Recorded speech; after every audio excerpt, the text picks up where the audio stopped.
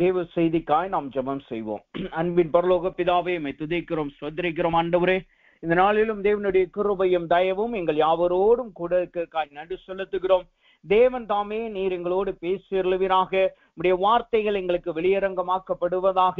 ஆண்டவரே, குறிப்பாய் உம்முடைய வார்த்தைகள் வருகும் பொழுது அவைகள் எங்கள் இருதயத்திலே தங்கும்படியாகவும் அவைகள் எங்கள் வாழ்க்கையிலே ஒரு அங்கமாய் மாறும்படியாகவும் அந்த வெளிச்சத்திலே நாங்கள் நடக்கும்படியா எங்களை நீர் ஆயத்தம் பண்ணி அருளுவீராக. அது இந்த சத்தியங்கள் எங்களுக்கு ஆண்டவரே எங்களை நடத்துகிறதாய் காணப்படுவதாக. அதற்கு நாங்கள் ஒப்பு கொடுக்க தேவன் கிருபை செய்துள்ளவீராக. ஆண்டவரே, அவை யாவரும் நாங்கள் ஒப்பு கொடுக்கும்படியாக எங்கள் யாவருடைய ஆவி, ஆத்துமா, சரீரம், சிந்தனை கரத்தில் ஒப்படைக்கிறோம். தேவன் தாமே பேசியருளுவீராக, பொறுப்படுத்துவீராக. எல்லா சுய மாமிசம் எல்லாம் நிர்மூலமாக்கப்படுவதாக. தேவ வார்த்தை மாத்திரம் வெளியரங்கமாகட்டும். இயேசுவின் நாமத்தில் செபிக்கிறோம் நல்ல பிதாவே, ஆமேன், ஆமேன்.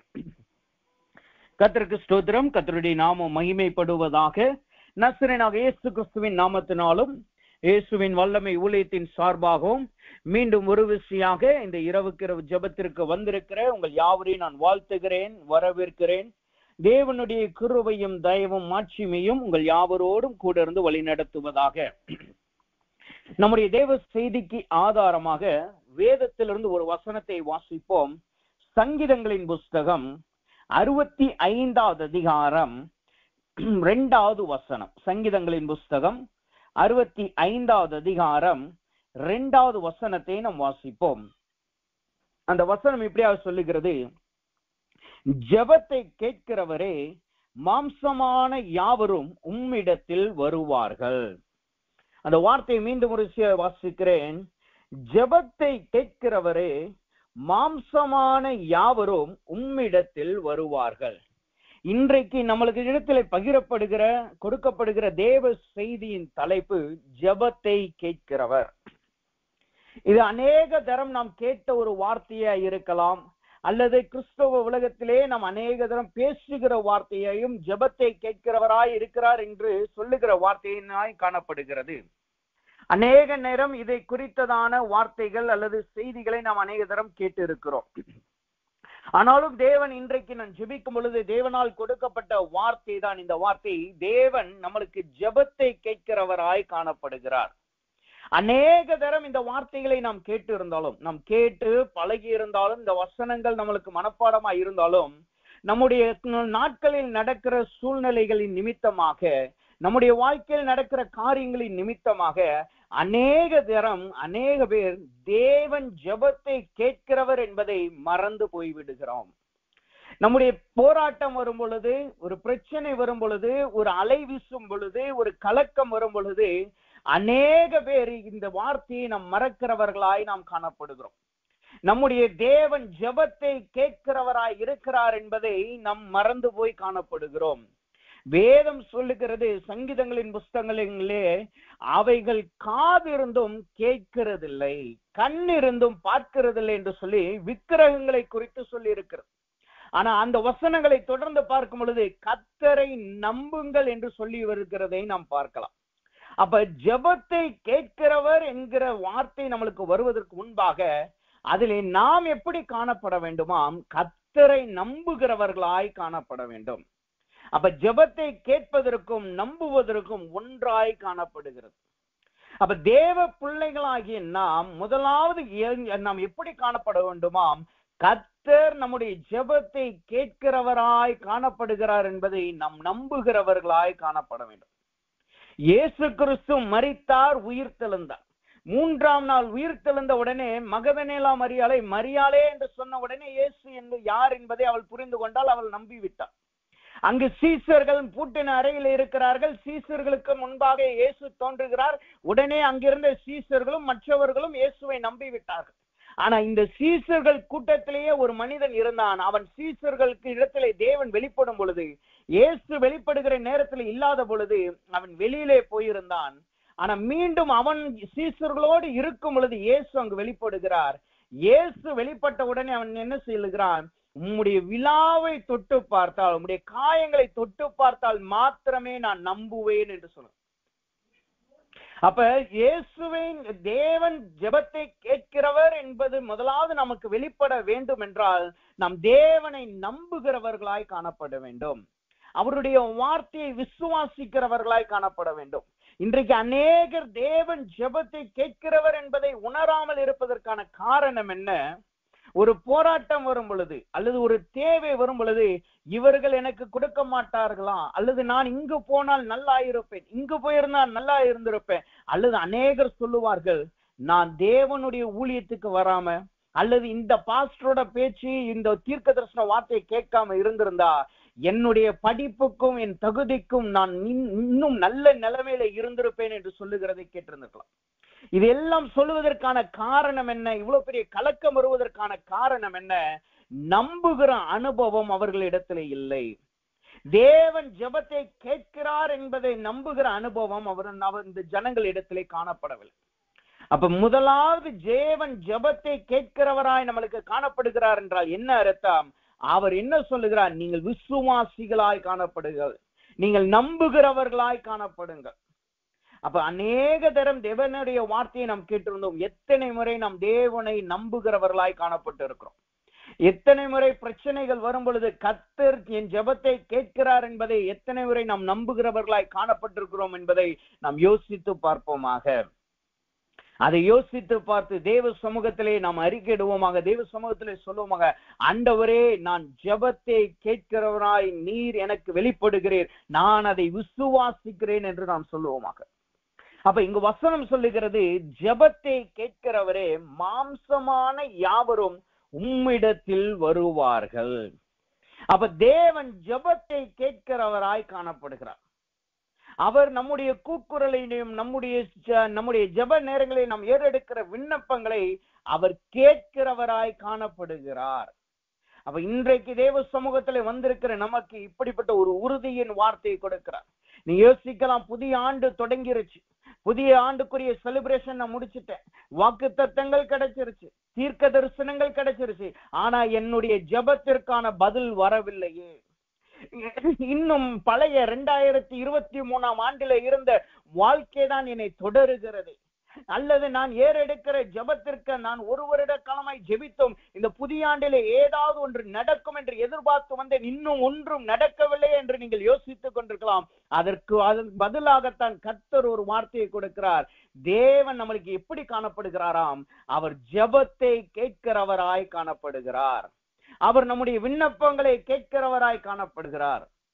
ஒன்றை மாத்திரம் நாம் புரிந்து கொள்ள வேண்டும், நாம் ஏறெடுக்கிற எல்லா விண்ணப்பங்களையும் பதில் வருகிறதை வைத்துதான் தேவன் ஜெபத்தை கேட்கிறார் என்பதை நாம் புரிந்து கொள்ளக்கூடாது. நாம் ஏறெடுக்கிற எல்லா ஜெபத்திற்கும் அவர் செவி சாய்க்கிறவராய் காணப்படுகிறார். நம்மை பரிசுத்தப்படுத்தி தேவ சமூகத்திலே நம்முடைய இரத்தத்தால் அவருடைய வார்த்தையினால் நம்மளை கழுவி நாம் தேவ சமூகத்தில் ஏறெடுக்கிற எல்லா ஜெபங்களுக்கும் எல்லா விண்ணப்பங்களுக்கும் அவர் செவி சாய்க்கிறவராய் அவர் கேட்கிறவராய் காணப்படுகிறார். ஆனா பதில் எப்போ வரும்? அவருடைய சித்தத்தின்படி நம்முடைய வாழ்க்கையில நடக்கும்.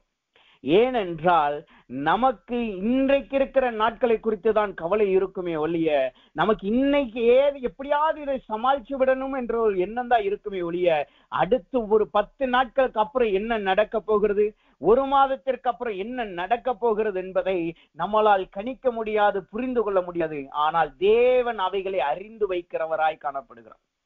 சில பேர் சொல்லுகிறதை நாம் கேட்டிருப்போம், நான் அன்னைக்கு ஏதோ ஒரு வேகத்துல தவறா முடிவு எடுத்துட்டேன், அது இன்னைக்கு என் கழுத்தை பிடிக்கிறதாய் அதிலே குழியிலே மாட்டிக்கொட்டவனை போல காணப்படுகிறேன் என்று புலம்புகிறதை நாம் கேள்விப்பட்டிருப்போம்.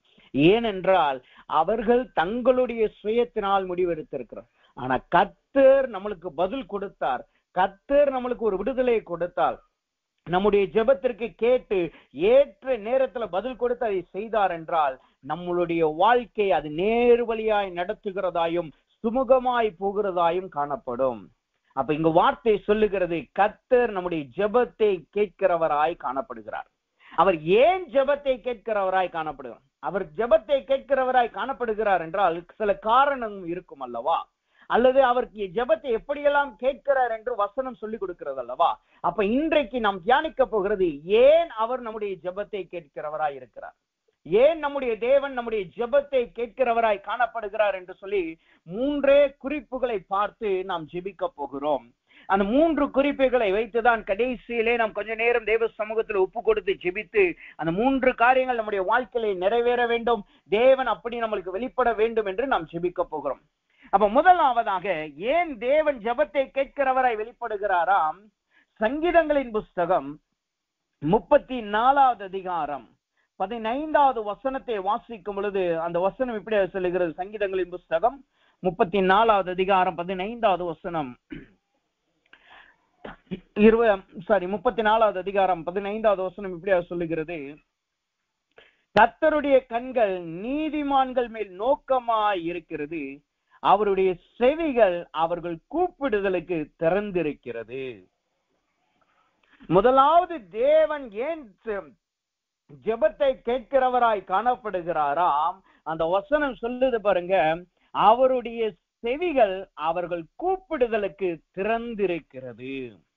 அப்ப இன்றைக்கு தேவன் நமக்கு ஜெபத்தை கேட்கிறவராய் வெளிப்படுகிறார் என்றால் என்ன அர்த்தம்? அவர் நம்ம மத்தியிலே ஜெபத்தை கேட்கிறவராய் காணப்படுகிறார் என்றால் என்ன அர்த்தமா? முதலாவது, அவருடைய செவிகள் அடைக்கப்படாமல், அவருடைய செவிகள் மூடப்படாமல், அவருடைய செவிகள் நமக்கு திறந்ததாய் காணப்படுகிறது. ஒரு மனிதன் இன்னொரு மனிதனுடைய வார்த்தையை கேட்கணும்னா, ஒரு மனிதன் இன்னொரு மனிதன் பேசுகிற அல்லது சொல்லுகிற வார்த்தையை கேட்கணும்னா அவனுடைய காது முதலாவது திறந்திருக்கணும். அவன் ஒரு வார்த்தையை சொல்லும் பொழுது நம்முடைய காதுல ஹெட்போன் போட்டிருந்தா, ஹெட்போன் மூலமாய் நம்மளுடைய காதுகளை மூடி இருந்தால் அருகில் இருக்கிற சொல்லுகிறவர்களுடைய வார்த்தை சில நேரம் நம்மளுக்கு கேட்காமல் காணப்படும். ஆனா இங்கு வார்த்தை என்ன சொல்லுகிறது?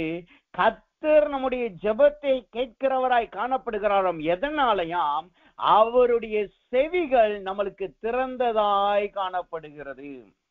நீங்கள் தேவ சமூகத்திலே ஏறெடுக்கிற எல்லா ஜெபங்களுக்கும் அல்லது நீங்கள் போய்கொண்டிருக்கிற பாதையில ஏறெடுக்கிற துரிதமான ஜெபத்திற்கும் அவருடைய செவிகள் திறந்ததாய் காணப்படுகிறது.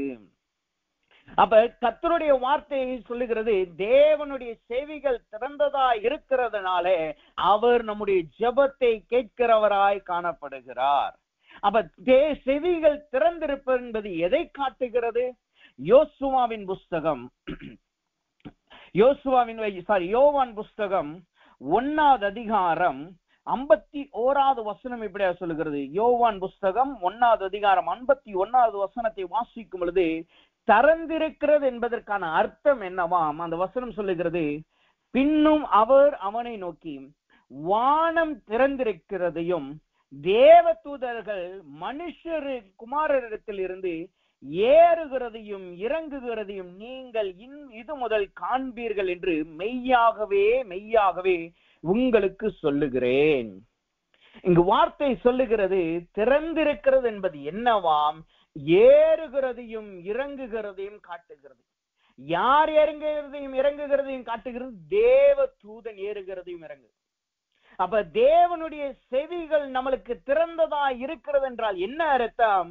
நாம் ஏறெடுக்கிற விண்ணப்பத்தை அது எடுத்து சொல்லுகிற ஏறுகிறதாயும், அதற்கு பதில் தேவன் கொடுக்கும் பொழுது அது நம்ம இடத்தில் வருகிற இறங்குகிறதாயும் காணப்படுகிறது.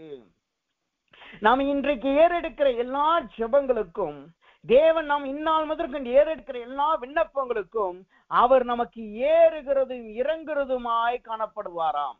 நம்முடைய செவிகள் திறந்ததாய் காணப்படுகிறது. இங்க வசனம் சொல்லுது பாருங்க, அந்த வசனம் தெளிவாய் சொல்லுகிறது. அந்த வசனத்தை வாசிக்கிறேன். தேவ தூதர்கள் அவர்கள் தேவ குமாரனிடத்திலிருந்து, அந்த வசனம் சொல்லுகிறது, தேவ தூதர்கள் மனுஷ குமாரிடத்திலிருந்து ஏறுகிறதையும் இறங்குகிறதையும் நீங்கள் இன்று முதல் காண்பீர்கள். இந்த நாள் முதற்கொண்டு தேவனுடைய செவிகள் நம்மளுக்கு திறந்திருக்கிறதுனா என்ன அர்த்தம்? நாம் ஏறெடுக்கிற ஜெபம் மனுஷகுமாரனுக்கு போக போகிறது. அந்த மனுஷகுமாரன் ஆகிய இயேசுவானவர் அவர் நம்மளுக்கு பதிலை கொடுக்க போகிறார். அவைகளை தேவ தூதர்கள் நம்மளுக்கு கொண்டு வர போகிறார்கள். இதற்கு ஒரு நல்ல உதாரணத்தை நம் வேதத்திலே மேலோட்டமாய் பார்த்தோம் என்றால், தானியேல் புஸ்தகம் 9வது அதிகாரத்திலே நாம் பார்க்க முடியும். தானியேல் ஜெபிக்கிறான். 21 நாளுக்கு அப்புறம் ஒரு பதில் வருகிறது. ஒரு தூதன் அவனுக்கு பதிலை கொண்டு வருகிறான். அவன் கொண்டு வந்த உடனே என்ன சொல்லுகிறான் பாருங்க, நீ தேவனுக்கு மிகவும் பிரியமானவனாய் இருக்கிறாய், நீ ஜெபிக்க தொடங்கின பொழுதே கர்த்தர் உனக்கு பதில் கொடுத்தார். இதுதான் தேவனுடைய செவிகள் திறந்திருப்பதற்கான அடையாளம். இதுதான் தேவனுடைய நம்முடைய ஜெபத்தை கேட்கிறவர் என்பதற்கான உறுதியான ஒரு வார்த்தை. நம்ம ஜெபிக்க உட்கார்ந்த உடனே அவருடைய செவிகள் நம்மளுக்கு திறந்திருந்தால் நம்மளுக்கு உடனடியாய் பதில் வந்துவிடும். உடனடியாய் பதில் வந்துவிடும். தானியேலுடைய நாட்கள்ல 21 நாட்கள் ஆவதற்கான காரணம் என்ன? பூமியை பிசாசானவன் வைத்துக் கொண்டிருந்தான். பூமிக்குரிய அந்த சாவி, அந்த திறவுகோல் அவனிடத்திலே காணப்பட்டது. அதனால அதை ஈஸியா அவனால அடைக்க முடியும். ஆனால் இன்றைக்கு நாம் தானியேலின் நாட்களில் வாழவில்லை, நாம் கிருபையின் நாட்களில வாழுகிறோம்.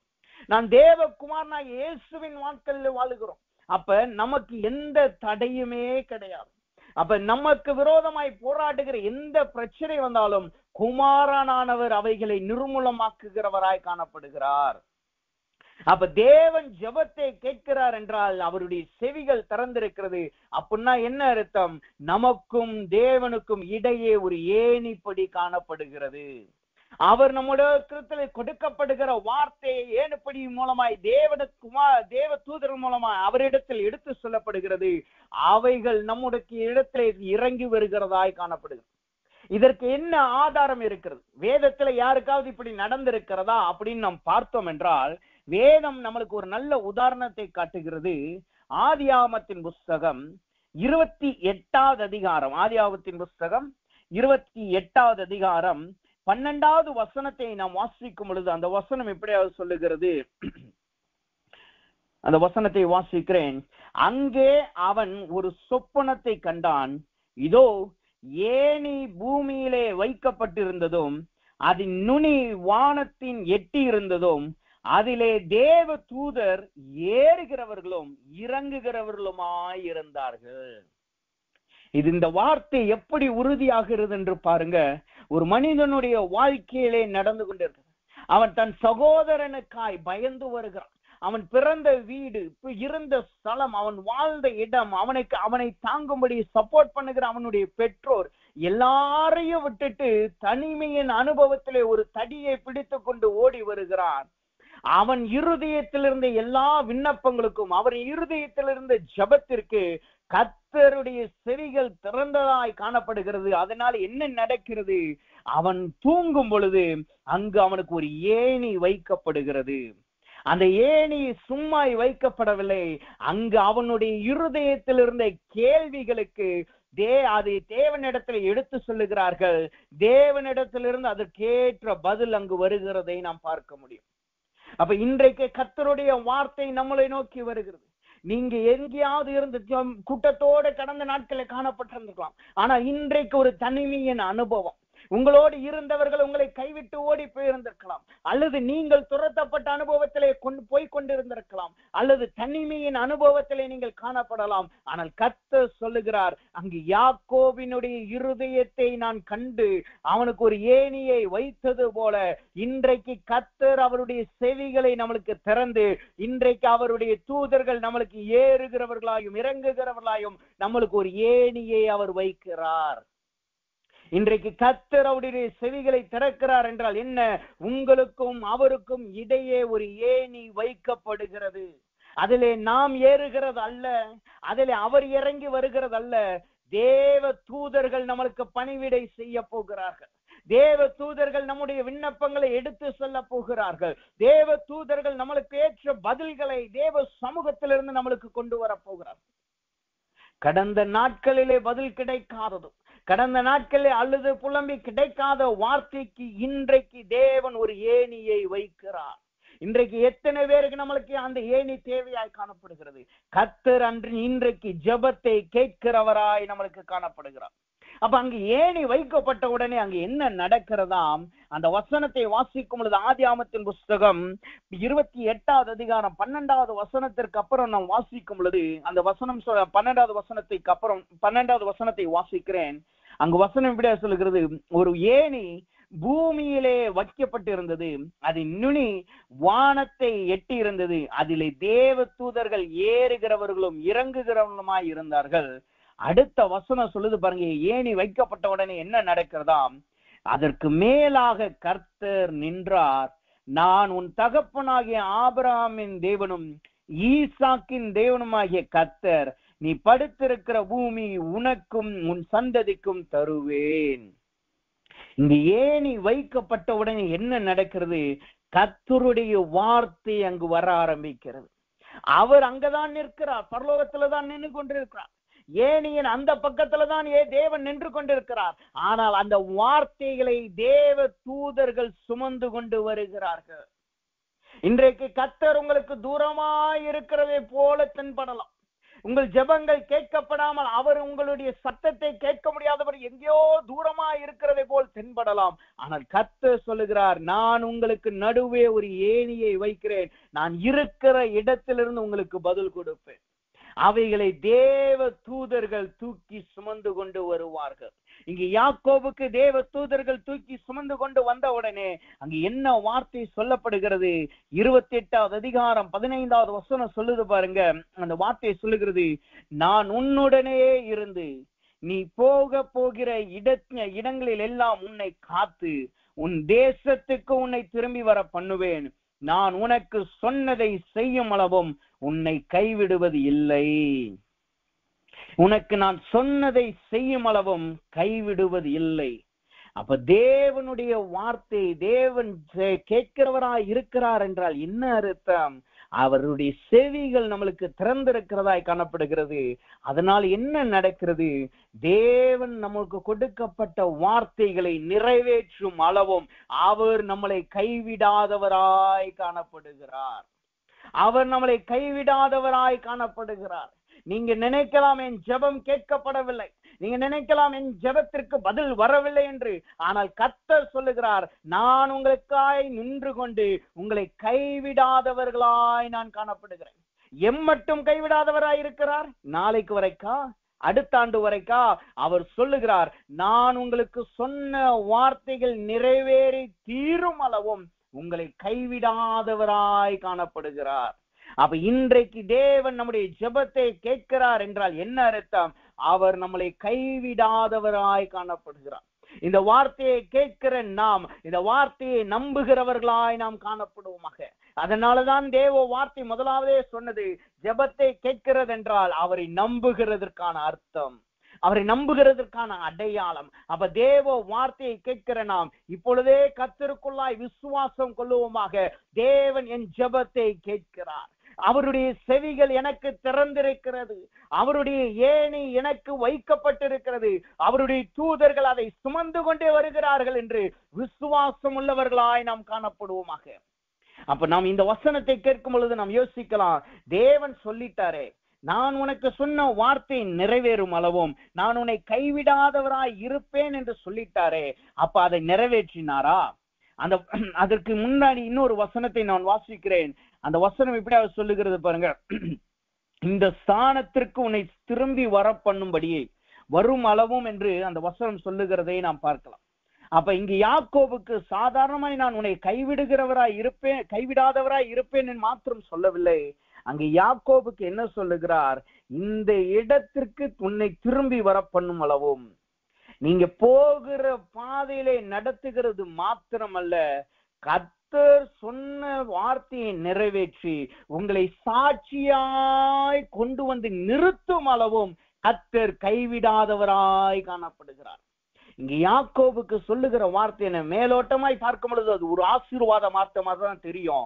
ஆனா அதற்கு ஆசீர்வாதத்திற்கும் மேலாய் ஒரு காரியத்தை யாக்கோபுக்கு செய்கிறார். என்ன செய்கிறார்? அந்த 15வது வசனம் தெளிவா சொல்லுது பாருங்க, இந்த தேசத்துக்கு உன்னை திரும்பி வர பண்ணுவேன். அப்படின்னா என்ன அர்த்தம்? உன்னை ஆசீர்வதித்து மற்றவர்களுக்கு, உன்னை அறியாதவர்களுக்கு நீ ஆசீர்வாதவான் என்று காண்பிக்கிறது மாத்திரமல்ல, எந்த இடத்திலிருந்து நீ துரத்தப்பட்டாய், யாருக்காய் பயந்து நீ ஓடினாயோ, யார் நிமித்தமா எல்லாவற்றையும் இழந்தாயோ, அவர்களுக்கு முன்பாக உன்னை சாட்சியாய் நிறுத்துவேன் என்பதுதான் தேவனுடைய செவிகள் திறந்திருக்கிறதற்கான அர்த்தம். அப்ப இன்றைக்கு தேவ சமூகத்திலே வந்திருக்கிற நமக்கு கர்த்தர் ஒரு தெளிவான வார்த்தையை கொடுக்கிறார். அவர் நம்மளை சாட்சியாய் நிறுத்த போகிறார். நீங்க கடந்த நாட்களிலே துரத்தப்பட்ட இடத்திலிருந்து கர்த்தர் உங்களை ஆசீர்வதித்து அதே இடத்துக்கு உங்களை சாட்சியாய் கொண்டு வருகிறார்.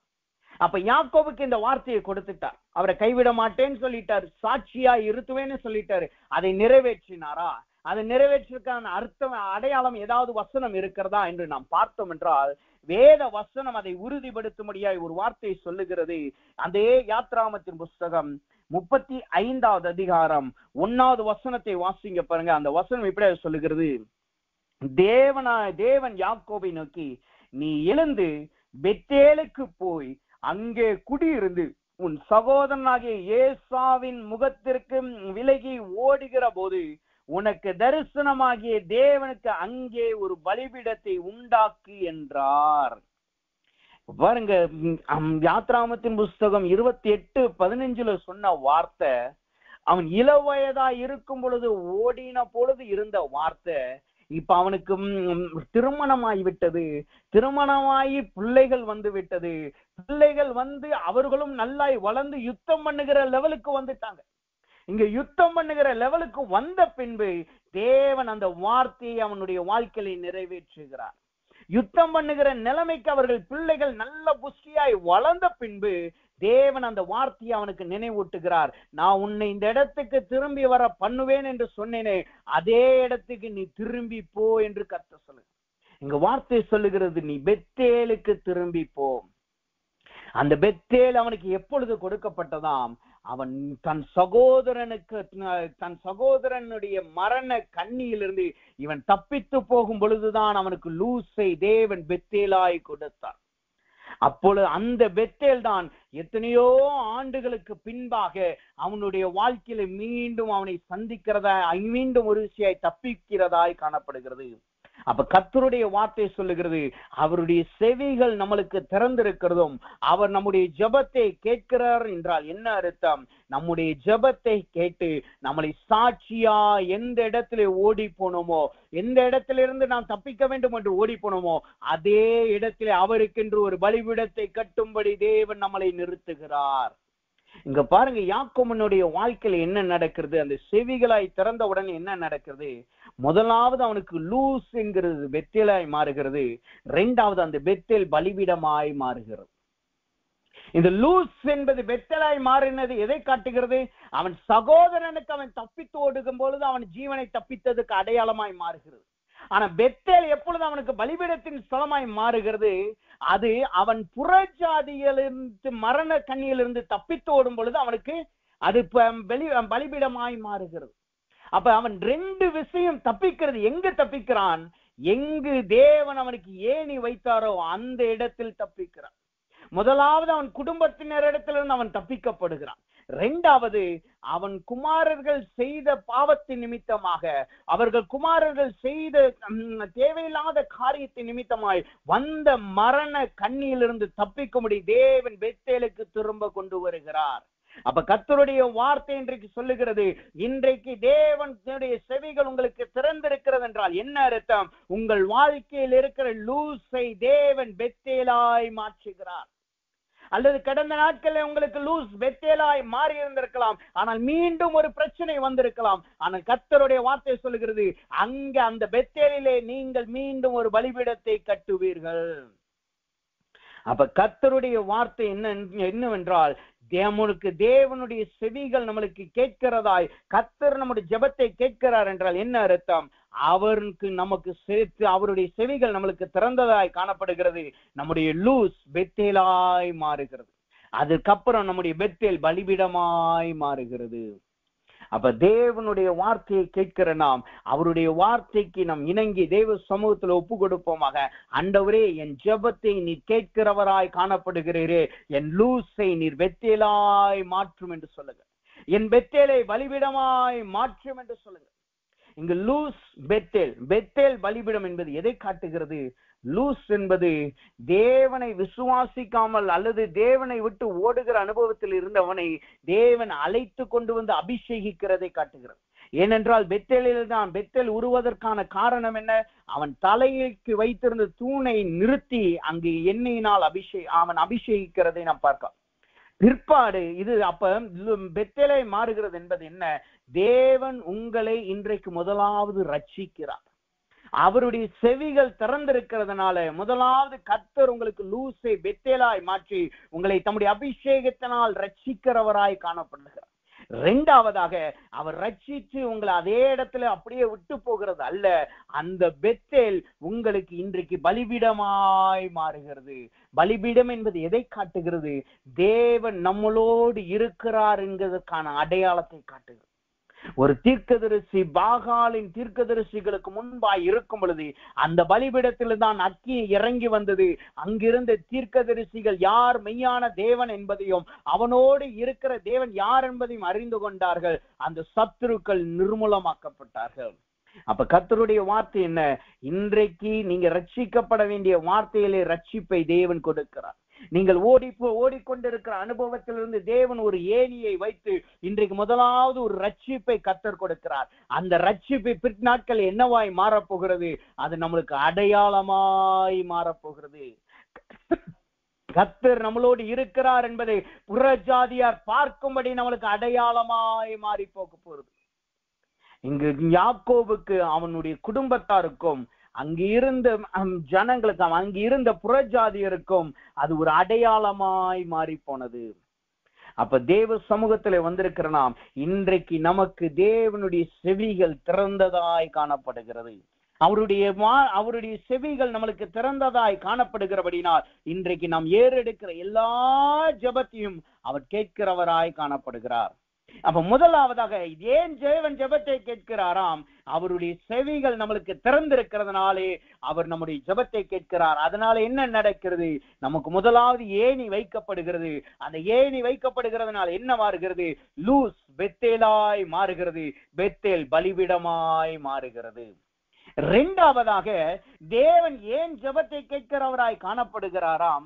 வசனம் இப்படியாக சொல்லுகிறது. என்னாகமத்தின் புஸ்தகம் 14வது அதிகாரம் 28வது வசனத்தை வாசிக்கும் பொழுது, என்னாகமத்தின் புஸ்தகம் 14வது அதிகாரம் 28வது வசனத்தை வாசிக்கும் பொழுது அந்த வசனம் இப்படியாக சொல்லுகிறது.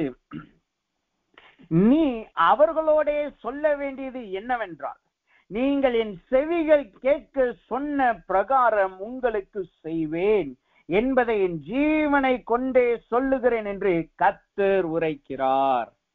இரண்டாவதாக தேவன் ஜெபத்தை கேட்கிறார். ஏன் ஜெபத்தை கேட்கிறாராம்? அவருடைய செவிகள் கேட்கிறதாய் காணப்படுகிறது. முதலாவது அவருடைய செவிகள் திறந்ததாய் காணப்படுகிறது. இரண்டாவது அவருடைய செவிகள் நம்முடைய சத்தத்தை கேட்கிறதாய் காணப்படுகிறது. அந்த வசனம் சொல்லுது பாருங்க, நீங்கள் என் செவிகள் கேட்க சொன்ன பிரகாரமே. சொன்ன பிரகாரம் அப்படின்னா என்ன அர்த்தம்? நாம் சொன்ன விண்ணப்பம் கொடுத்த அல்லது நாம் ஏறெடுத்த ஜெபத்தை அவருடைய செவிகள் கேட்கிறதாய் காணப்படுகிறது. அவருடைய செவிகள் திறந்திருந்து மற்றவங்களுடைய வார்த்தையை கேட்கிறது அல்ல, நாம் ஏறெடுக்கிற ஜெபத்தை கேட்கும்படியாய் அவருடைய செவிகள் திறந்திருந்த அந்த வார்த்தையை அவர் கேட்கிறவராய் காணப்படுகிறார். அப்ப செவிகள் கேட்கப்படுவது என்பது என்ன? செவிகள் கேட்கிறது என்பது என்ன அர்த்தமாம்? அது எதை காட்டுகிறது? எசேக்கியேலின் புஸ்தகம் 8வது அதிகாரம், எசேக்கியேலின் புஸ்தகம் 8வது அதிகாரம் 18வது வசனத்தை வாசிக்கும் பொழுது அந்த வசனம் இப்படியாக சொல்லுகிறது. எசேக்கியேலின் புஸ்தகம் 8வது அதிகாரம் 18வது வசனம், ஆகையால் நானும் உக்கிரத்தோடே காரியத்தை நடத்துவேன், என் கண் தப்ப விடுவது இல்லை, நான் இறங்குவதும் இல்லை. அவர்கள் மகா சத்தமா என் செவிகள் கேட்க கூப்பிட்டாலும் அவர்களுக்கு நான் செவி கொடுப்பது இல்லை. இந்த வார்த்தை எதை காட்டுகிறது? தேவன் நமக்கு செவி கொடுக்கிறார் அல்லது அவருடைய செவிகள் நம்முடைய சத்தத்தை கேட்கிறதா இருக்கிறது என்றால் என்ன அர்த்தம்? தேவன் நம்மளுக்கு இறங்குகிறவராய் காணப்படுகிறார். இங்கு சொன்ன வார்த்தை ஒரு நெகட்டிவாய் காணப்படலாம். இங்கு சொன்ன வார்த்தை தேவனுடைய உக்கிரத்தின் வார்த்தையாய் காணப்படலாம். ஆனா அதிலே ஒரு மறைமுகமான வார்த்தை இருக்கிறது. தேவன் செவிக்கே நம்முடைய வார்த்தையை கேட்கிறதுனா என்ன அர்த்தம்? அங்கு சொல்லுகிறது நான் இறங்குவதும் இல்லை. அப்படின்னா என்ன அர்த்தம்? தேவன் நம்மளுக்கு இறங்குகிறதை காட்டுகிறது. தேவன் ஒரு மனிதனுக்கு செவி கொடுக்காவிட்டால் அவனுக்கு இறங்க மாட்டார், அதுதான் வசனம் சொல்லுகிறது. ஆனா அதற்கு இன்னொரு அர்த்தம் என்ன? தேவன் நமக்கு நம்முடைய ஜெபத்திற்கு செவி கொடுத்து அதை கேட்டு விட்டால் அவர் நமக்கு இறங்குகிறவராய் காணப்படுகிறார். முதலாவது அவருடைய செவிகளை நம்மளுக்கு திறந்து நம்மளுக்கு ஏணி வைக்கிறவராய் காணப்படுகிறார். இரண்டாவது அந்த ஏணி வைத்த உடனே என்ன நடக்கிறது? அந்த வார்த்தை, நம்முடைய வார்த்தை அந்த ஏரியில பிரயாணம் பண்ணி தேவ சமூகத்துக்கு போன உடனே அவருடைய செவிகளை திறந்து அதை உற்று கேட்கிறவராய் காணப்படுகிறார். அப்ப இது தேவனுடைய இரக்கத்தை காட்டுகிறது. நாம் ஏறெடுக்கிற எல்லா விண்ணப்பத்தையும் அவர் கேட்கிறவராய் இறங்குகிறவராய் காணப்படுகிறார். ஏன் தேவன் ஜெபத்தை கேட்கிறவராய் காணப்படுகிறாராம்? அவர் இறங்குகிற தேவனாய் காணப்படுகிறார். ஒரு பக்கத்திலே அவருக்கு அக்கினி ஜுவாலையுள்ள தேவன், ஒரு பக்கத்திலே பாவத்துக்கு விரோதமாய் நிற்கிறவர் உண்மைதான். ஆனால் இன்னொரு பக்கத்திலே நம்முடைய தேவன் இறங்குகிற தேவனாய் காணப்படுகிறார். அவர் நமக்கு இரக்கம் கொடுக்கிறவராய் காணப்படுகிறார். அப்ப இன்றைக்கு நீங்கள் ஏறெடுக்கிற ஜெபங்கள், நீங்க தேவ சமூகத்துல ஏறெடுக்கிற ஜெபங்களுக்கு தேவன் இறங்குகிறவராய் காணப்படுகிறார். அப்ப தேவன் இரக்கம் செய்தால், அல்லது நாம் ஏறெடுக்கிற ஜெபத்திற்கு அவர் இரக்கம் செய்தால் என்ன நடக்குமாம்? அந்த வசனம் சொல்லுகிறது. அந்த என்னாகமத்தின் புஸ்தகம் 14வது அதிகாரம் 28வது வசனத்தை வாசிக்கும் பொழுது, தேவன் ஒரு மனிதனுக்கு இறங்கினால் அல்லது அவனுக்கு தேவன் செவிகள் கேட்கும்படி செய்தால் என்ன நடக்குமாம்? என்னாகமத்தின் புஸ்தகம் 14வது அதிகாரம் 28வது வசனத்தை வாசிக்கும் பொழுது அந்த வார்த்தை இப்படியா சொல்லுகிறது. நீ அவர்களோட சொல்ல வேண்டியது என்னவென்றால், நீங்கள் என் செவிகள் கேட்க சொன்ன பிரகாரம் உங்களுக்கு செய்வேன் என்பதை என் ஜீவனை கொண்டு சொல்லுகிறேன் என்றார். இங்கு தேவனுடைய வார்த்தை, நம்முடைய வார்த்தையை தேவனுடைய செவிகள் கேட்டுச்சுன்னு என்ன நடக்குமாம்? நம் ஜெபித்த ஜெபங்களும் நாம் ஏறெடுத்த விண்ணப்பங்களை தேவன் அப்படியே நிறைவேற்றுகிறவராய் காணப்படுகிறார். நாம் ஏறெடுக்கிற விண்ணப்பங்கள் அல்லது நாம் ஏறெடுக்கிற ஜெபங்களுக்கு அவர் பதில் கொடுக்கிறவராய் காணப்படுகிறார். அதுதான் தேவன் அவர் நமக்கு செவி கொடுத்ததனால் வருகிற பலனாய் காணப்படுகிறது. நம்முடைய ஜெபங்கள் இன்றைக்கு கேட்கப்படாததை போல காணப்படலாம். ஆனால் கர்த்தர் சொல்லுகிறார், நான் உங்களுக்கு இரக்கத்தை கொடுக்கிறேன். அந்த இரக்கத்தின் நிமித்தமாக உங்களுடைய ஜெபங்கள் கேட்க போகிறது. என் செவிகள் உங்கள் ஜெபங்களுக்கு கேட்கிறதாய் மாறப்போகிறது. அதனால் நான் உங்களுக்கு அதை நான் நிறைவேற்றுகிறவராய் காணப்படுகிறேன். இங்க அநேக தேவ பிள்ளைகளுடைய வாழ்க்கையிலே தேவன் செவி, அவர்களுடைய ஜெபத்திற்கு தேவன் செவியை கேட்கும்படியாய் காணப்படுகிறார். அவருடைய ஜெபங்களுக்கு தேவன் செவிகள் கேட்கிறதாய் காணப்படுகிறது. என்னுடைய வாழ்க்கையிலும் அநேக நாட்களிலே தேவன் அப்படிப்பட்ட காரியங்களை வெளிப்படுத்தி இருக்கிறார். அநேக தரம் நாங்கள் ஏறெடுத்த எல்லா ஜெபங்களுக்கும் தேவன் அவர் கேட்கிறவரும் அதற்கு பதில் கொடுக்கிறவருமாய் காணப்பட்டு இருக்கிறார். சில நேரங்களிலே நாங்கள் போராட்டத்தில் போகும்போது, சில நேரங்களிலே நாங்கள் தனிமையின் அனுபவத்திலே போகும் பொழுது நாங்கள் ஏறெடுக்கிற ஜெபங்கள் அவைகளை அவர் கேட்டு அதுக்கு பதில் கொடுக்கிறவராய் காணப்படுவோம். ஒன்று அவருடைய வார்த்தை எங்களுக்கு வரும், அல்லது சில நேரம் நாங்கள் போய்கொண்டிருக்கிற பாதையின் நிமித்தமாய் நாங்கள் ஆவியிலே சோர்வுபட்டு இருக்கும் பொழுது இன்னொரு தேவ பிள்ளைகள் மூலமாய் தேவன் வார்த்தையை கொடுப்பார். அவர் உடனே அதற்கு பதில் கொடுக்கிறவராய் காணப்படுவார். இது அநேக தினம் எங்களுடைய வாழ்க்கையில நாங்கள் அனுபவித்திருக்கிறோம். அநேக தரம் நாம் நம்முடைய வாழ்க்கையில தேவ சமூகத்தை அனுபவித்திருப்போம். அப்ப தேவன் ஜெபத்தை கேட்கிறவராய் இருக்கிறார் என்றால் என்ன அர்த்தம்? இரண்டாவது, அவர்கள் செவி கேட்கிறதாய் நம்மளுக்கு காணப்படுகிறது.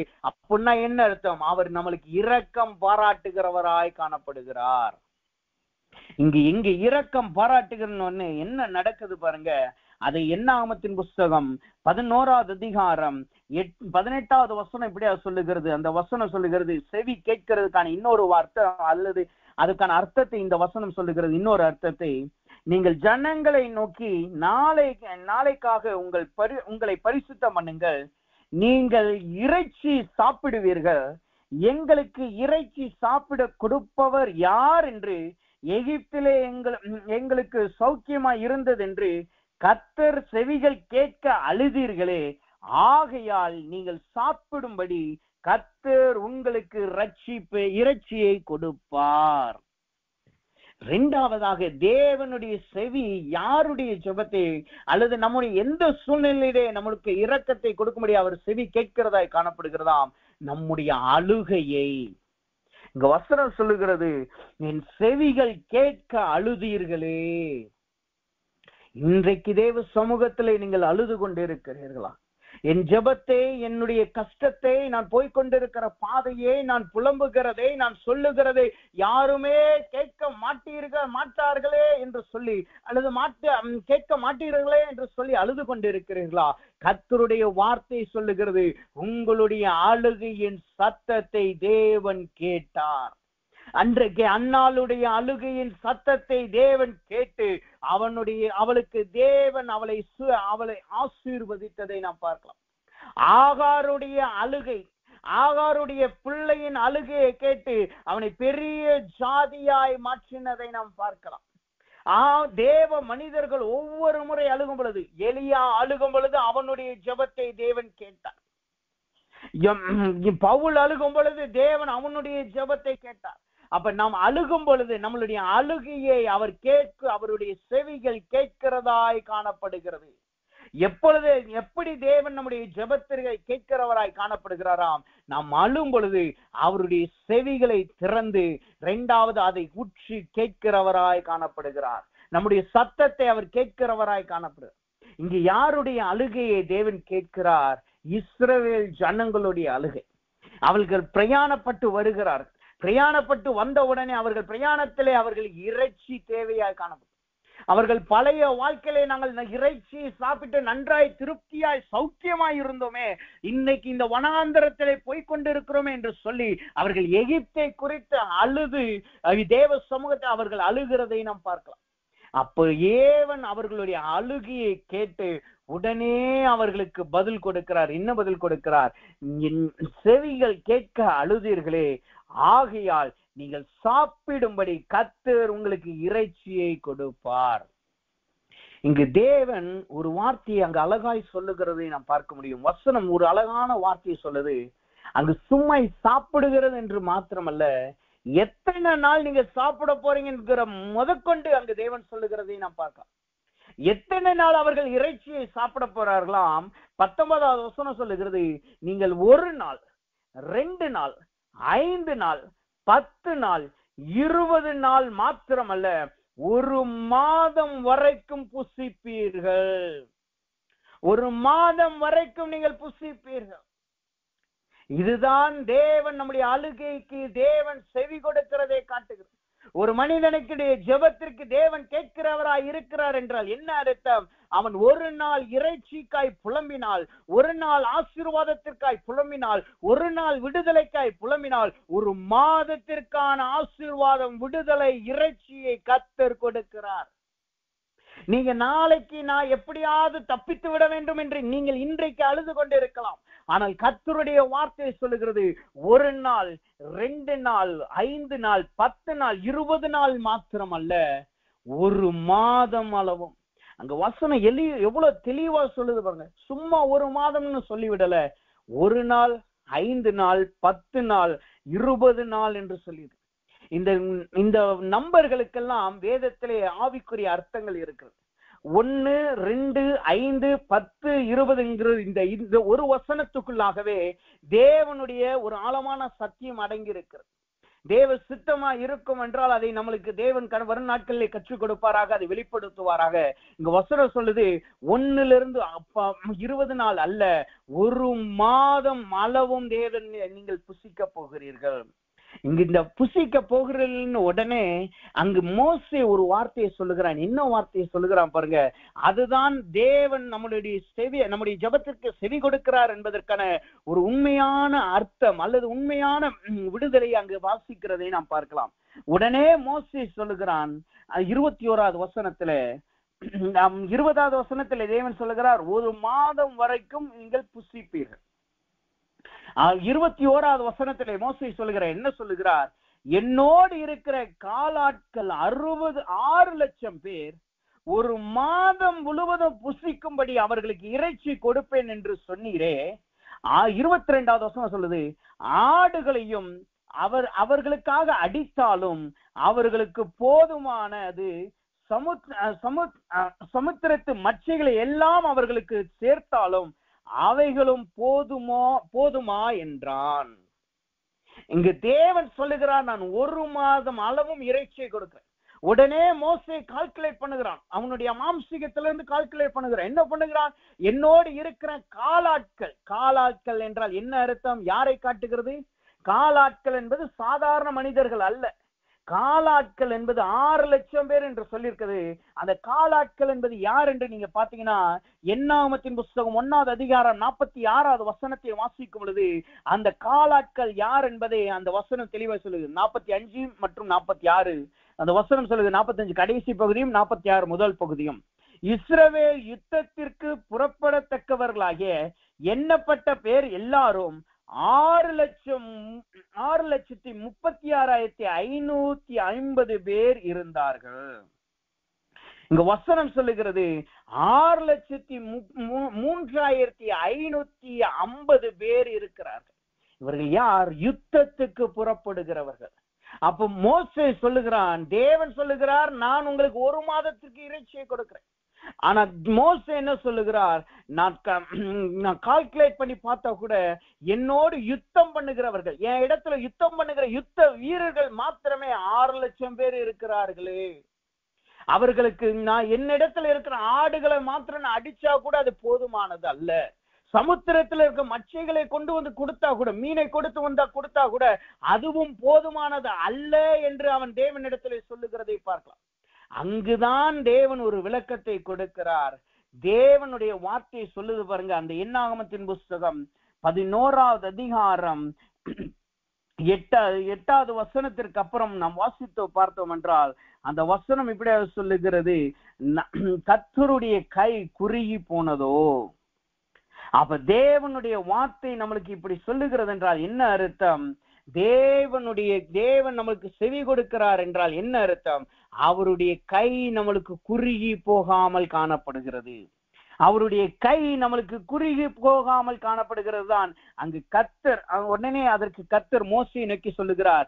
23வது வசனம் சொல்லுது பாருங்க, அதற்கு கர்த்தர் மோசையை நோக்கி, கர்த்தருடைய கை குறுகி இருக்கிறதோ, என் வார்த்தையின் படியே நடக்கும் போது நடவாதோ என்று நீ இப்பொழுது காண்பாய் என்றார். அங்கு சொல்லுகிறார், நான் உங்களுக்கு 1 மாதம் அளவு மச்சையை கொடுக்கிறேன் என்றால் என்ன அர்த்தம்? என்னுடைய கை குறுகி போனது அல்ல, நான் சொன்னது நடக்குமா நடக்காதா என்பதை நீ இப்பொழுது பார்ப்பா என்று தேவன் ஒரு சவாலாய் சொல்லுகிறார். நாம யோசிக்கலாம், நாம போய்கொண்டிருக்கிற பாதையில எப்படி நாம் தாங்க போகிறோம்.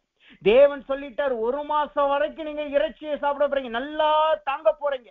ஆனா நான் போய்கொண்டிருக்கிற பாதையில 1 நாள் கூட என்னால தாங்க முடியலையே.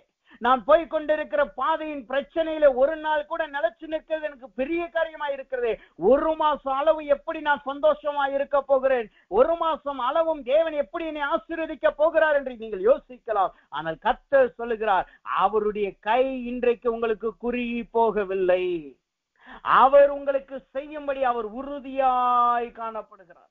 இதனால என்ன நடக்கிறது? நீங்கள் இந்நாள் முதற்கொண்டு தேவன் உங்களுக்கு செய்ய போகிறதையும் 1 மாதம் அளவும் நீங்கள் காணப்போகிறீர்கள்.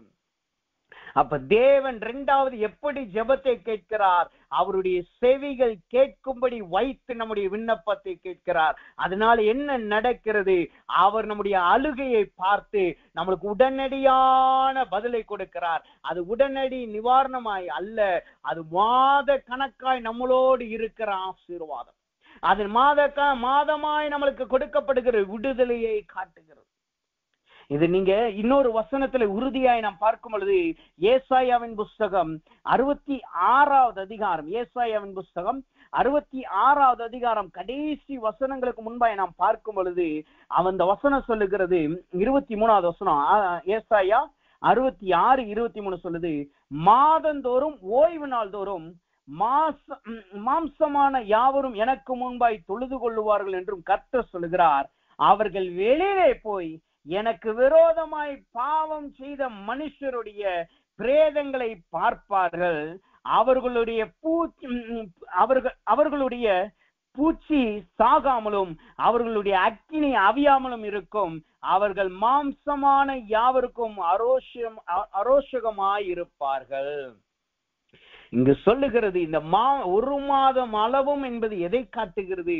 தேவன் நம்முடைய விண்ணப்பங்களை கேட்டு நமக்கு யார் தடையா இருந்தார்களோ, நமக்கு விரோதமாய் யார் எழும்பினார்களோ, உங்களை யார் அழ வைத்தார்களோ, அல்லது எதன் நிமித்தமாய் நீங்கள் அழுதீர்களோ அவர்களை கர்த்தர் அடிக்கிறார். அவர்களை எப்படி அடிக்கிறாராம்? நாம் மாதந்தோறும் அவர்களை பார்த்து தேவனை தொழுது கொள்ளும்படியாக, தேவனுடைய நாமத்தை புகழும்படியாய் நம்மளை உயர்த்தி அவர்களை தேவன் அடிக்கிறவராய் காணப்படுகிறார். அவர்களுடைய வேதனை, அவர்களுடைய பூச்சி சாகாமல் இருக்கும். இன்றைக்கு நீங்க மரணத்தை நோக்கி ஓடிக்கொண்டிருக்கிறேன் என்று சொல்லுகிறீர்களா? இந்த மனுஷன் நிமித்தமாக, அவன் துரத்துகிறது நிமித்தமாக நான் ஒரு நாள் கூட வாழ முடியவில்லை என்று சொல்லுகிறீர்களா? அல்லது இன்னும் சில நாட்கள்ல நான் மரித்து போவேன், நான் செத்தா பரவாயில்லை என்று புலம்புகிறீர்களா? என் ஜெபத்தை தேவன் கேட்க மாட்டீரா என்று நீங்கள் புலம்புகிறீர்களா? கர்த்தருடைய வார்த்தை சொல்லுகிறது, அவர் நமக்கு ஜெபத்தை கேட்கிறவராய் இருக்கிறார். எப்படி? அவருடைய செவிகள் நம்முடைய அழுகையை கேட்கிறது. இதனால் என்ன நடக்கிறது? ஒரு மாதம் அளவும் கர்த்தர் நம்மளுடைய விண்ணப்பத்தை நிறைவேற்றுகிறார். அப்படின்னா என்ன அர்த்தம்? நம்முடைய சத்துருக்கள் வேதனையை அனுபவிப்பார்கள்.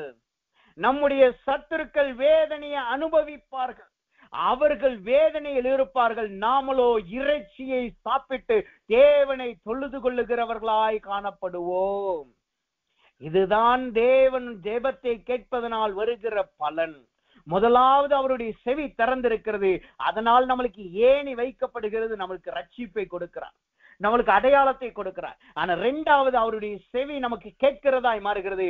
இதனால அவர் உடனே பதில் கொடுத்து நமக்கு விரோதமாய் இருக்கிற எல்லா சத்துருக்களையும், நம்முடைய அழுகைக்கு காரணமாய் எல்லா சத்துருக்களையும் அவர்கள் வாதிக்க ஆரம்பிக்கிறார். மூன்றாவதாக எப்படி தேவன் ஜெபத்தை கேட்கிறாராம்? வசனம் சொல்லுகிறது, நெகேமியாவின் புஸ்தகம் 1வது அதிகாரம் 6வது வசனத்தை வாசிக்கும் பொழுது, மூன்றாவதாக தேவன் எப்படி ஜெபத்தை கேட்கிறார் அல்லது ஏன் ஜெபத்தை கேட்கிறாராம்? நெகேமியா 1:6 சொல்லுகிறது. அந்த வசனத்தை வாசிக்கிறேன். உமது அடியானாகிய இஸ்ரவேல் புத்திரருக்காக இன்று இரவும் பகலும் உமக்கு முன்பாக மன்றாடி, இஸ்ரவேல் புத்திரராகிய நாங்கள் உமக்கு விரோதமாய் செய்த பாவங்களை அறிக்கையிடுகிற அடியேனுடைய ஜெபத்தை கேட்டதற்கு உம்முடைய செவிகள் கவனித்தும். மூன்றாவதாக தேவன் ஏன் நம்முடைய ஜெபத்தை கேட்கிறவராய் இருக்கிறார்? அவர்களுடைய செவி நம்மளை கவனிக்கிறதா இருக்கிறது. முதலாவது அவருடைய செவி திறந்ததா இருக்கு. இரண்டாவது அவருடைய செவி நம்முடைய ஜெபத்தை, நம்முடைய அழுகையை கேட்கிறதுக்கு. மூணாவது நம்முடைய மன்றாட்டை கவனிக்கிறதா இருக்கிறது. நம்முடைய மன்றாட்டை தேவன் கவனிக்கிறவராய் காணப்படுகிறார். இதை பாருங்க, அப்படியே அந்த வசனம் நம்மளை படிப்படியாய் தேவனுடைய கிரியை காட்டுது. முதலாவது நம்ம ஜெபிக்க ஆரம்பித்த உடனே அவருடைய மூடப்பட்ட செவி அப்படியே நமக்கு திறந்து நமக்கு முன்பாக வருது. முன்பாக வந்த உடனே அவருடைய செவி திறந்திருக்கிறது. சும்மா திறந்து மாத்திரம் இல்ல, அதை அவர் உற்று கேட்க ஆரம்பிக்கிறார். கேட்க ஆரம்பித்த உடனே ஏதோ ஒரு சத்தம் வருகிறது, என் பிள்ளை அழுகிறானே என்று தேவன் கேட்க ஆரம்பித்த உடனே என்ன நடக்கிறது? உடனே அவர் நம்முடைய ஜெபத்தை கவனிக்க ஆரம்பிக்கிறார். நம்முடைய மன்றாட்டை, நம்முடைய அழுகையை அவர் கவனிக்க ஆரம்பிக்கிறார். அப்ப இது எதை காட்டுகிறது? தேவனுடைய செவிகள் கவனிக்கிறது என்பது எதை காட்டுகிறது? சங்கீதங்களின் புஸ்தகம் 130வது அதிகாரம் 2வது வசனத்தை வாசிக்கும் பொழுது, என் சத்தத்தை கேளும் என்று சொல். அவருடைய செவி நம்முடைய ஜெபத்தை கவனிக்கிறதுனா என்ன அர்த்தம்? நாம் சொல்லுகிற ஒவ்வொரு வார்த்தையும், அதிலிருந்து புறப்படுகிற ஒவ்வொரு சத்தத்தையும் அவர் கேட்கிறவராய் காணப்படுகிறார். நாம் அழும் பொழுது எப்படி அழுகிறோம்? நாம் தேம்பி தேம்பி அழுகிறோமா, அல்லது மன்றாட்டோடு அழுகிறோமா, அல்லது கவலையோடு அழுகிறோமா? எப்படி நாம் அழுகிறோம்? எதற்காக அழுகிறோம்? நம்முடைய சத்தத்தை அவர் கேட்கிறவராய் காணப்படுகிறார். அழுகை அல்லது மன்றாட்டு என்பது அதிலே வித்தியாசமா இருக்கிறது. நீங்க ஒருவர் அடிபட்ட உடனே நீங்க அவர்களுடைய அழுகையை பார்த்தீங்கன்னா, அவர்கள் வேதனை அழும் பொழுது அது வித்தியாசமான ஒரு சத்தமாய் வரும். அல்லது ஒரு மரணத்தை பார்த்த உடனே, அல்லது அவர்களுடைய நம்பிக்கையான மனிதர்கள் போன உடனே அவர்கள் அழுகிறது, ஏதோ ஒரு ஓலமிட்டு அழுகிற வார்த்தை நீங்க கேட்கும்போது அந்த சத்தம் வித்தியாசமாய் காணப்படும். அல்லது ஒரு துக்கத்துல வெளியில சொல்ல முடியாத ஒரு போராட்டத்தை போகும்போது மனதிலிருந்து அவர்கள் அழுவார்கள். அந்த முணுங்கல் சத்தம், அந்த அழுகை வித்தியாசமாய் காணப்படும். அப்ப தேவன் அவர் கவனித்து, அவருடைய செவி கவனிக்கிறதுனா என்ன அர்த்தம்? நாம் அழுகுவதற்கான காரணம், அந்த சத்தத்தை தேவன் கவனிக்கிறார். நம்முடைய சத்தத்தின் வித்தியாசத்தை அவர் கவனிக்கிறார். நீங்க எதற்காக அழுகிறீர்கள்? உங்கள் சத்துருக்கள் உங்களை மிதிக்கிறதுனால் அழுகிறீர்களா? அல்லது உங்கள் சத்துருக்கள் உங்களை துரத்துகிறதுனால் அழுகிறீர்களா? உங்களை வேதனை பிடித்து கொண்டதனால் அழுகிறீர்களா? அல்லது மரணத்தின் ஓலம் உங்களை சூழ்ந்து கொண்டதனால் அழுகிறீர்களா?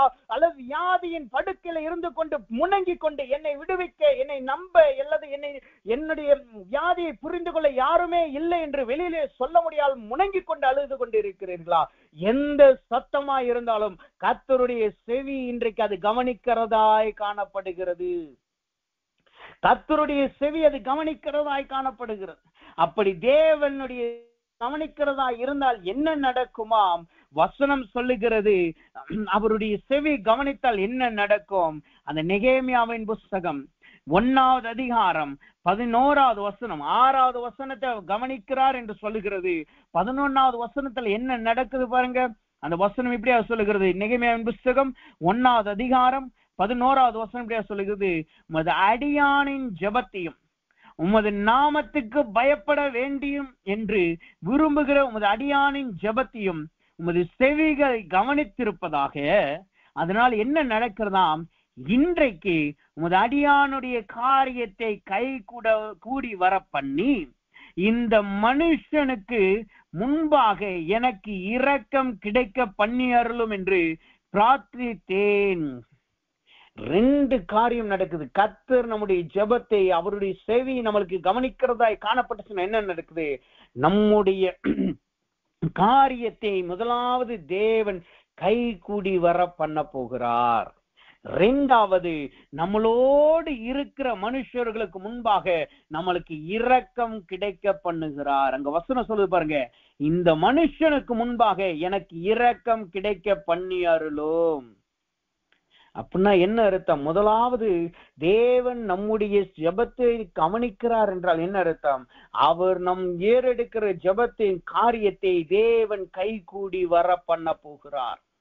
நீங்க இப்ப ஜெபிக்கிறது உங்களுக்காய் இருக்கலாம், அல்லது உங்கள் குடும்பத்துக்காய் இருக்கலாம், அல்லது உங்களுடைய பிள்ளைகளுக்காய் இருக்கலாம், அல்லது உங்களுடைய ஜனத்தாருக்காய் இருக்கலாம், அல்லது உங்கள் சபைக்காய் இருக்கலாம்.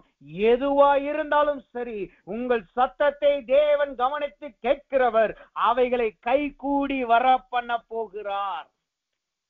நாம ஜெபிக்கிறது எதற்காக நாம் ஜெபிக்கிறோம்?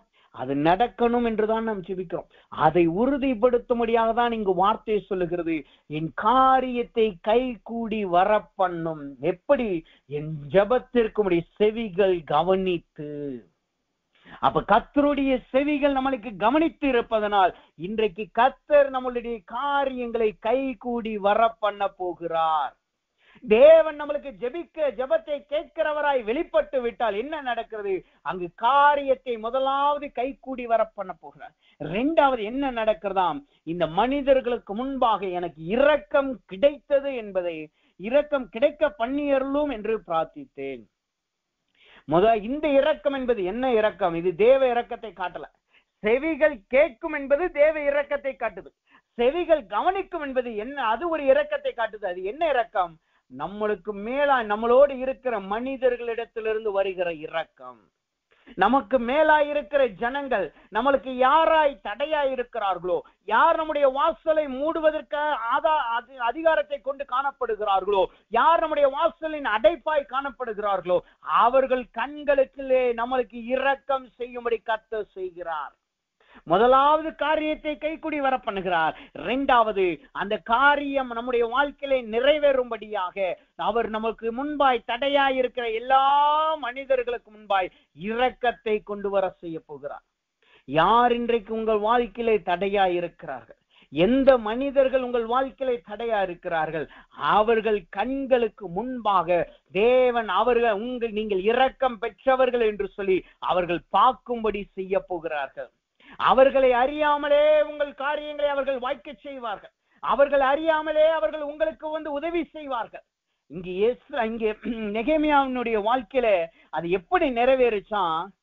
மனிதர்கள் கண்கள்ல இரக்கம் கிடைக்கணும். எப்படி இரக்கம் கிடைக்க பண்ணுவாராம்? நாம போய் அவர்கள் இடத்துல கெஞ்சுகிறது அல்ல, ஐயா எனக்கு இரக்கத்தை கொடுங்க என்று சொல்லி அவர்கள் முன்பாய் மண்டியிட போவது அல்ல. எப்படி இரக்கத்தை கொடுக்கிறாராம்? வசனம் சொல்லுகிறது, நெகேமியாவின் புஸ்தகம் 2வது அதிகாரம் 2வது வசனம் சொல்லுது, அப்பொழுது ராஜா என்னை பார்த்து, நீ துக்கமுகமா இருக்கிறது என்ன? உனக்கு வியாதி இல்லையே, இது மனதுக்கமே ஒளிய வேறொன்றும் அல்ல என்றார். அப்பொழுது நான் மிகவும் பயந்து. இங்க வார்த்தை சொல்லுது பாருங்க, நெகேமியாவுக்கு தேவன் மனிதர்களிடத்தில் இரக்கம் கிடைக்கிறதுனா என்ன செய்றான்? அவ்வளோ பெரிய ராஜா, அவனுக்கு தேசத்தின் அதிபதிகள் இருக்கிறார்கள், அவனை கவலைப்பட வேண்டிய ஜனங்கள் இருக்கிறார்கள், அவனை சுற்றி மந்திரிமார்கள் இருக்கிறார்கள், ராஜஸ்திரீகள் இருக்கிறார்கள். இந்த எத்தனை பேர் அவனை இவ்வளவு பேர் சூழ்ந்திருந்தாலும் அவனுடைய கண் யார் இடத்துல போச்சு? யார் இடத்துல போச்சுன்னா அந்த பானபாத்திரக்காரன் இடத்துல போச்சு. பானபாத்திரக்காரன் என்பது ஒரு சாதாரணமாய் கப்பு எடுத்து கொடுக்கிறவன். அவனுடைய முகத்தெல்லாம் ராஜா பார்க்க மாட்டார்கள், ராஜ குடும்பம் அவனை மதிக்காது, மந்திரிமாரே அவனை முதலாவது மதிக்க மாட்டார்கள். ஆனா அப்படிப்பட்ட மனுஷனாய் இருந்த நெகேமியாவுக்கு கர்த்தர் அவனுக்கு இரக்கம் கொடுத்த உடனே, மனிதர்களிடத்திலிருந்து வருகிற இரக்கத்தை கொடுத்த உடனே அந்த ராஜா இவனிடத்துல இறங்கி வருகிறான். இறங்கி வருகிறது மாத்திரமல்ல, இவனுடைய துக்கத்தை அவன் புரிந்து கொள்கிறான். அவன் சொல்லுகிறான் பாருங்க, வியாதியின் துக்கம் அல்ல, மன துக்கத்தை தவிர வேறொன்றும் இல்லை என்று சொல்லுகிறான். அப்ப தேவனுடைய வார்த்தை சொல்லுகிறது, கர்த்தர் நம்முடைய ஜெபத்தை கேட்கிறவராய் இருக்கிறார். எப்படியாம் அவருடைய செவிகள் நம்மளுக்கு கவனிக்கிறதா இருக்கிறது. அதனால என்ன நடக்கிறது? அவர் நம்மளுக்கு காரியங்களை கைகூடி வர பண்ண போகிறார். நம்முடைய சத்தத்தை கேட்கிறார். அதனால என்ன நடக்கிறது? நம்முடைய காரியங்களை கைகூடி வர பண்ணுகிறார். எப்படியாம்? நம்மளுக்கு தடையா இருக்கிற நம்மளை தடுத்து கொண்டிருக்கிற அந்த மனிதர்களே நம்முடைய முகத்தை பார்த்து உனக்கு என்ன வேண்டும் என்று கேட்பார்கள். நாம போய் அவர்களிடத்துல மண்டியிடுகிறது அல்ல, நாம போய் அவர்களிடத்துல கெஞ்சுகிறது அல்ல, நாம போய் அவர்களிடத்துல போராட்டம் பண்ணுகிறது அல்ல. அவர்கள் நம்மளிடத்துல வந்து உங்களுக்கு நான் என்ன செய்ய வேண்டும் என்று கேட்க. அப்ப கர்த்தருடைய வார்த்தை சொல்லுகிறது, இதுவரைக்கும் நீங்க போய் முட்டி கொண்டிருந்திருக்கலாம், நீங்க போய் போராடி கொண்டிருந்திருக்கலாம், எனக்கு இரக்கம் கொடுங்க, இது ஏதாவது எனக்கு செஞ்சு கொடுங்க என்று எத்தனையோ மனுக்கள் எத்தனையோ முறை கெஞ்சி இருந்திருக்கலாம். ஆனால் நடக்காத காரியத்தை தேவன் இன்றைக்கு உங்களுக்கு உறுதியாய் சொல்லுகிறார். நம்முடைய வார்த்தையை உங்களுக்கு கொடுக்கிறார், ஒரு வாக்குத்தத்தமாய் சொல்லுகிறார். என்ன? அவர்கள் உங்களிடத்திலே வந்து கேட்க போகிறார்கள், உன்னுடைய துக்கம் என்ன, உன்னுடைய காரியம் என்ன, நான் உனக்கு என்ன செய்ய வேண்டும் என்று அவர்கள் கேட்கிறார்கள் என்று வசனம் சொல்லுகிறது. கர்த்தருடைய வார்த்தை இன்றைக்கு நம்மளுக்கு அது வாக்குத்தத்தமாய் கொடுக்க. அந்த 4வது வசனம் சொல்லுது பாருங்க, 2வது அதிகாரம் 4வது வசனம். ராஜா சொல்லுகிறார், ராஜா என்னை பார்த்து நீ கேட்கிற காரியம் என்ன என்றார். அப்பொழுது நான் பரலோகத்தின் தேவனை நோக்கி ஜெபம் பண்ணி.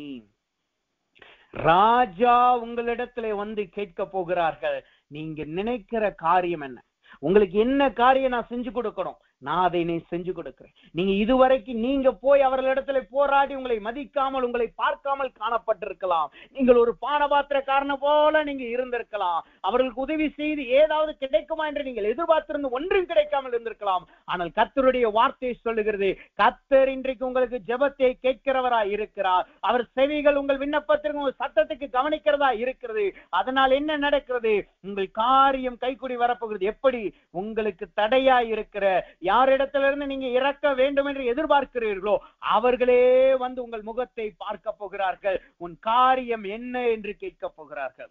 அப்ப 3வதாக தேவன் நமக்கு அவரை கவனிக்கிறவராய் வைக்கிறார், நம்முடைய சத்தத்தை கவனமாய் கேட்கிறவராய் காணப்படுறார். இந்த 3 காரியம்தான் தேவன் நம்முடைய ஜெபத்தை கேட்பவராய் வெளிப்படுவதற்கான காரணம். இந்த 3 காரியம் மூலமாகத்தான் தேவன் நம்முடைய ஜெபத்தை அவர் கேட்கிறவராய் காணப்படுகிறார். அப்ப இப்பொழுது நாம் ஜெபிக்க போகிறோம். கொஞ்ச நேரம் தேவ சமூகத்திலே நாம் ஜெபிக்க போகிறோம். அந்த 3 காரியத்தை வைத்து ஜெபிக்க போகிறோம். ஆண்டவரே எனக்கு உம்முடைய செவிகள் திறந்திருக்கட்டும். இரண்டாவது நாம் செவிக்க போகிறோம். ஆண்டவரே என் உம்முடைய செவிகள் என் சத்தத்தை, என் கூக்குரலை, என் அழுகையை கேட்கட்டும். மூன்றாவது சொல்ல போகிறோம், ஆண்டவரே என் மன்றாட்டின் சத்தத்தை உம்முடைய செவிகள் கவனமாய் கேட்கட்டும். கவனிப்பதாக என்று சொல்லி ஜெபிக்க போகிறோம். மூன்று காரியத்தை வைத்து ஜெபிக்க போகிறோம். கர்த்தர் இன்றைக்கு இந்த இரவு நேரத்திலே நம்முடைய ஜெபத்தை கேட்க போகிறார். அதனால என்ன நடக்க போகிறது? அவருடைய செவியை திறக்க போகிறார். அதனாலே நம்மளுக்கு ஏணி வைக்கப்பட போகிறது. நீங்க உங்களுடைய லூஸ் பெத்தேலாய் மாறப்போகிறது. உங்கள் பெத்தேல் உங்களுக்கு அடையாளமாய் பலிபீடமாய் மாறப்போகிறது. கர்த்தர் உங்களோடு இருக்கிறார் என்பதை ஜனங்கள் பார்க்க போகிறார்கள். இரண்டாவது, செவிகள் கேட்க போகிறது. அதனால் என்ன நடக்க போகிறது? உங்களுடைய அழுகையை தேவன் கேட்க போகிறார். அழுகையை கேட்கிறதுனால என்ன நடக்கும்? நீங்கள் யார் உங்களுக்கு அழுகைக்கு காரணமாய் இருந்தார்களோ அவர்களை தேவன் சங்கரிக்க போகிறார். அவர்களை தேவன் வாதிக்க போகிறார். நீங்கள் தேவனுக்கு முன்பாய் உயர்ந்தவர்களாய் காணப்படுகிறீர்கள். உங்களுடைய ஜெபம் இன்றைக்கே பதில் வரப்போகிறது. மூன்றாவதாக, செவி கவனிக்கிறதா இருக்கிறது. என்ன மூன்றாவதாய் ஜெபிக்க போகிறோம். அதனால் கர்த்தருடைய செவி நம்மளை கவனிக்க போகிறது, நம்முடைய சத்தத்தை கவனிக்க போகிறது. இதனால் என்ன நடக்கிறது? நம்முடைய காரியம் கைக்குடி வரப்போகிறது. நம்மளுக்கு அந்த காரியம் கைக்குடி வராதபடி தடையா இருந்த அந்த ஜனங்களே நம்முடைய வந்து கேட்க போகிறார்கள், உங்களுக்கு நான் என்ன செய்ய வேண்டும்? அப்ப இப்பொழுது நாம் செவிக்க போகிறோம். தேவ சமூகத்தில் ஒப்பு கொடுக்க போகிறோம். எல்லோரும் கண்களை மூடுவோமாக. எல்லோரும் நம்முடைய கண்களை மூடுவோம். இப்பொழுது ஜெப நேரத்துக்குள்ளாய் வந்திருக்கிறோம். முதலாவதே நாம் பார்த்தோம், ஜெபத்தை கேட்கிறார் என்றால் அவரை நம்புகிறதை காட்டுகிறது. தேவன் நம்முடைய ஜெபத்தை கேட்கிறார் என்பதை நாம் விசுவாசிக்க போகிறோம். அப்ப இப்பொழுது முதலாவது நாம் அறிக்கையிட்டு ஜெபிக்க போகிறோம். ஆண்டவரே, நீர் என் ஜெபத்தை கேட்கிறவராய் இருக்கிறீர். நான் அதை விசுவாசிக்கிறேன். என் ஜெபத்தை நீ கேட்கிறவரா இருக்கிறேன், நான் அதை நம்புகிறேன் என்று சொல்லுங்க. அப்படி நீங்க சொல்லும் பொழுது அதற்கப்புறம் இந்த மூன்று காரியத்தை வைத்து ஜெபிக்க போகிறோம். எல்லாரும் முதலாவதாக, ஆண்டவரே ஜெபத்தை கேட்கிறவரா இருக்கிறேன், நான் அதை நம்புகிறேன் என்று தேவ சமூகத்தில் நாம் அறிக்கையிடுவோமா? நாம் செபிப்போம். அன்பின் பரலோக பிதாவை துதிக்கிறோம், ஸ்தோத்திரிக்கிறோம். இதனாலும் தேவனுடைய கிருபையும் தயவும் எங்களோடு கூட நன்றி செலுத்துகிறோம். ஜெபத்தை கேட்கிறீர் என்ற வார்த்தையை கொண்டு, ஆண்டவரே ஜெபத்தை கேட்பவர் என்ற தலைப்பை கொண்டு நீர் எங்களோடு பேசினீர். அதற்காக நாங்கள் நன்றி செலுத்துகிறோம். கர்த்தாவே, ஆண்டவரே, நீர் உம்முடைய செவிகள் எங்களுக்கு திறந்திருப்பதாக, உம்முடைய செவிகள் எங்கள் ஜெபத்தை கேட்கும்படி திறந்திருப்பதாக. இன்றைக்கு உம்முடைய பிள்ளைகளுக்கு ஒரு ஏணியை நீர் கொடுப்பீராக. அந்த ஏணியிலே நாங்கள் பிரயாணம் பண்ணுகிறது அல்ல, உங்களுடைய தூதர்கள் எங்களுக்கு பணிவிடை செய்வார்களாக. அதனால் இன்றைக்கு உடைய பிள்ளைகளுடைய ரட்சிக்கப்படாத வாழ்க்கை, மீட்பின் அவசியம் தேவையான இடங்களிலே லூஸ் பெத்தேலாய் மாறுவதாக. ஒரு அபிஷேகத்தை நீர் கொடுத்ததற்காய் ஸ்தோத்திரம். இந்நாள் முதற்கொண்டு ஒரு அபிஷேகத்தினால் நீர் நடத்துவீராக. அபிஷேகத்தினால் நிரப்பப்பட்டவர்களுடைய வாழ்க்கையிலே நீர் ஒரு பலிபீடத்தை அடையாளமாய் நீர் கொடுப்பீராக. ஆண்டவரே, எந்த இடத்துல அவர்கள் புறக்கணிக்கப்பட்டார்களோ அதே இடத்துல இவர்களுக்கு செவிகள் திறக்கப்பட்டிருக்கபடியினால் இவர்களுக்கு சாட்சியின் வாழ்க்கையை நீர் கொடுப்பீராக. அதே இடத்தில் சாட்சியாய் நிற்க உதவி செய்யும். ஆண்டவரே, இரண்டாவதாக நீ சொன்ன வார்த்தையின்படி உடைய பிள்ளைகளுக்கு உம்முடைய செவி கேட்கிறதாய் காணப்படட்டும். பிள்ளைகளின் அழுகையை உம்முடைய செவி கேட்கட்டும் கர்த்தாவே. உம்முடைய பிள்ளைகளின் அழுகையை உம்முடைய செவிகள் கேட்கட்டும் கர்த்தாவே. அதன் நிமித்தமாக இவர்கள் புசித்து குடித்து திருப்தியாய் இருப்பார்களாக. ஒரு நாள் 2 நாள் அல்ல ஆண்டவரே, 1 மாதம் அளவும் மாதந்தோறுமை தொழுது கொள்ளுகிற அந்த அனுபவத்திற்குள்ளாய் இவர்களை கொண்டு செல்லுவீர்களாக.